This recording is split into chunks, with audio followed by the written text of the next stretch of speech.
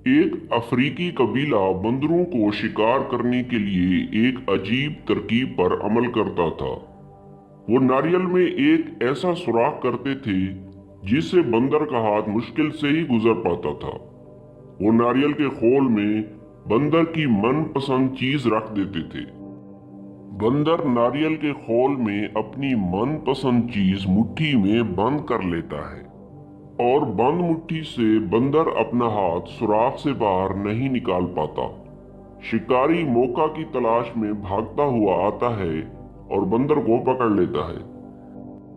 अब हैरत की बात यह है कि बंदर मुट्ठी खोलकर अपना हाथ खोल से बाहर निकाल सकता है, मगर मुश्किल ये है कि बंदर अपनी पसंदीदा चीज को छोड़ने के लिए तैयार ही नहीं होता और यूं अपनी कम अक्ली और बेवकूफी की वजह से आजादी जैसी नेमत से महरूम हो जाता है।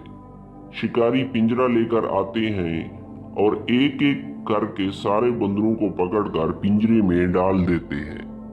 अगर सोचा जाए तो हम इंसानों की अक्सरियत इन बंदरों जैसा ही काम करते हैं। हमने अपनी मुट्ठी में बहुत सी चीजें पकड़ी हुई हैं, जिनमें से दौलत की हवस, रिश्तेदारों के खिलाफ हसद और बोझ, माजी की तल्ख तरीन यादें और भी बहुत से ऐसे मनफी जज्बात हैं जिनको हमने अपनी मुट्ठी में बंद किया हुआ है। और हमारी ये भी ख्वाहिश है कि इन चीजों को मुट्ठी में जकड़े रहें और परेशानी और डिप्रेशन की कैद से भी आजाद हो जाएं, जो कि एक नामुमकिन सी बात है।